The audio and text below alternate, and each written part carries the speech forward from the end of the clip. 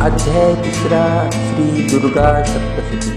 सेनापतियों सहित महिषासुर का वध। महिषासुर की सेना नष्ट होती देखकर उस सेना का सेनापति चिक्षुर क्रोध में भर देवी के साथ युद्ध करने के लिए आगे बढ़ा। वह देवी पर इस प्रकार बाणों की वर्षा करने लगा मानो सुमेरु पर्वत पानी की धार बरसा रहा हो। इस प्रकार देवी ने अपने बाणों से उनके बाणों को काट डाला तथा उनके घोड़ों और सारथी को मार दिया। साथ ही उनके धनुष्य और उसकी अत्यंत उनकी ध्वजा को भी काटकर नीचे गिरा दिया। धनुष्य कट जाने के पश्चात उसके शरीर के अंगों की भी अपने बाणों से बींध दिया। धनुष्य, घोड़ों और सारथी के नष्ट हो जाने पर वह असुर ढाल और तलवार लेकर देवी की तरफ आया।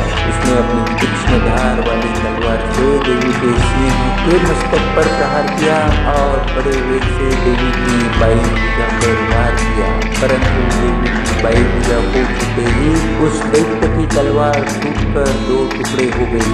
इससे दैत्य ने क्रोध में भरकर शूल हाथ में लिया और उसे भद्रकाली देवी की ओर फेंका।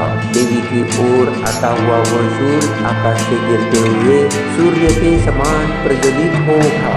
उस शूल को अपनी ओर आते हुए देखकर देवी ने भी शूल छोड़ा और महाअसुर के शूल के 100 टुकड़े कर दिए और साथ ही महाअसुर के प्राण भी हर लिए। चिक्षुर के मरने पर देवताओं को दुख देने वाला चामर नामक दैत्य हाथी पर सवार होकर देवी से लड़ने के लिए आया और उसने आने के साथ ही शक्ति से प्रहार किया, किंतु देवी ने अपनी भूलकार से ही उसे तोड़कर पृथ्वी पर डाल दिया। शक्ति को टूटा हुआ देखकर दैत्य ने क्रोध से लाल होकर शूल को चलाया तो देवी ने उसको भी काट दिया। देवी का सिंह होकर हाथी के मस्तक पर सवार हो गया और दैत्य के साथ बहुत ही तीव्र युद्ध करने लगा। फिर वह दोनों लड़ते हुए हाथी पर से पृथ्वी पर आ गिरे और दोनों बड़े क्रोध से लड़ने लगे। फिर सिंह बड़े जोर से आकाश की ओर उछला और जब पृथ्वी की ओर आया तो अपने पंजे से चामर का सिर धड़ से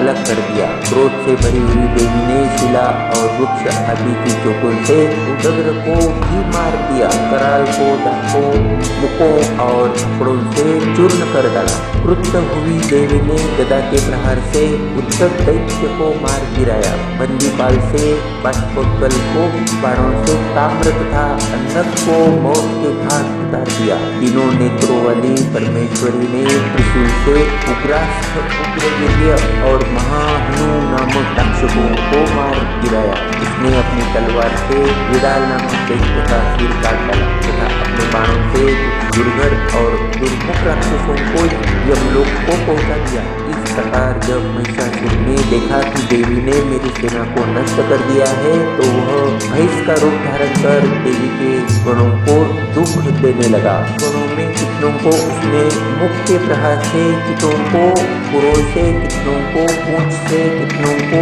सिंगों से, बहुतों को दौड़ाने के वेग से, अनेकों को सिंहनाद से, कितनों को चक्कर देकर और कितनों को श्वास वायु के झोंकों से पृथ्वी पर गिरा दिया। वह दैत्य इस प्रकार गणों की सेना को गिरा देवी के सिंह को मारने के लिए दौड़ा। इस पर देवी को बड़ा गुस्सा आया। उधर दैत्य भी क्रोध में भरकर धरती को पुरों से खोदने लगा तथा सिंहों से पर्वतों को उखाड़कर धरती पर फेंकने लगा और मुख से शब्द करने लगा।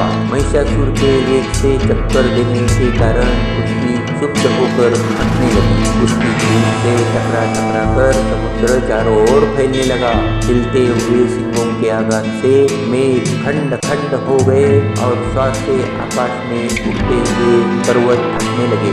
इस तरह क्रोध में भरे हुए राक्षस को देख चंडिका को भी क्रोध आ गया और वह उसे मारने के लिए क्रोध में भर गई। देवी ने पाठ फेंककर दैत्य को बांध लिया और उसने बंध जाने पर दैत्य का रूप त्याग किया और सिंह का रूप बना लिया। और जो ही देवी का उस सिर काटने के लिए तैयार हुई तो उसने पुरुष का रूप बना लिया जो कि हाथ में तलवार लिए हुए था। देवी ने तुरंत ही अपने बाणों के साथ उस पुरुष को उसकी तलवार ढाल सहित बीन डाला। इसके पश्चात वह हाथी के रूप में दिखाई देने लगा और अपनी लंबी सूंड से देवी के सिंह को खींचने लगा और गर्जना करने लगा। देवी ने अपनी तलवार से उसकी सूंड काट दी। तब राक्षस ने एक बार फिर भैंस का रूप धारण कर लिया और पहले की तरह चर अचर जीवों को सहित समस्त त्रिलोकी को व्याकुल करने लगा। इसके पश्चात क्रोध में भरी हुई देवी बारंबार तब मधु का पान करने लगी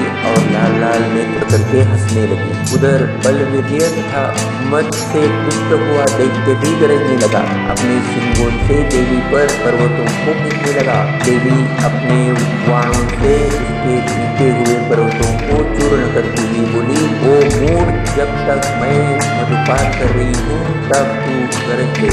और इसके पश्चात मेरे हाथों तेरी मृत्यु हो जाने पर देवता गरजे थे। महर्षि मेधा ने कहा, यो कहकर देवी उछल कर उस दैत्य पर जा चढ़ी और उसको अपने पैर से दबाकर कूद के उसके गले पर आघात किया। देवी के पैर से दबने पर भी दैत्य अपने दूसरे रूप से अपने मुख से बाहर होने लगा। तभी वह आधा ही बाहर निकला था कि देवी ने अपने प्रभाव से उसे रोक दिया। जब वह आधा निकला हुआ ही दैत्य युद्ध करने लगा तो देवी ने अपनी तलवार से उसका सिर काट डाला। उसके पश्चात सारी राक्षस सेना हाहाकार करती हुई वहां से भाग खड़ी हुई और सब देवता अत्यंत प्रसन्न हुए तथा ऋषियों महर्षियों सहित देवी की स्तुति करने लगे। गंधर्वराज गान करने लगे तथा अप्सराएं नृत्य करने लगी।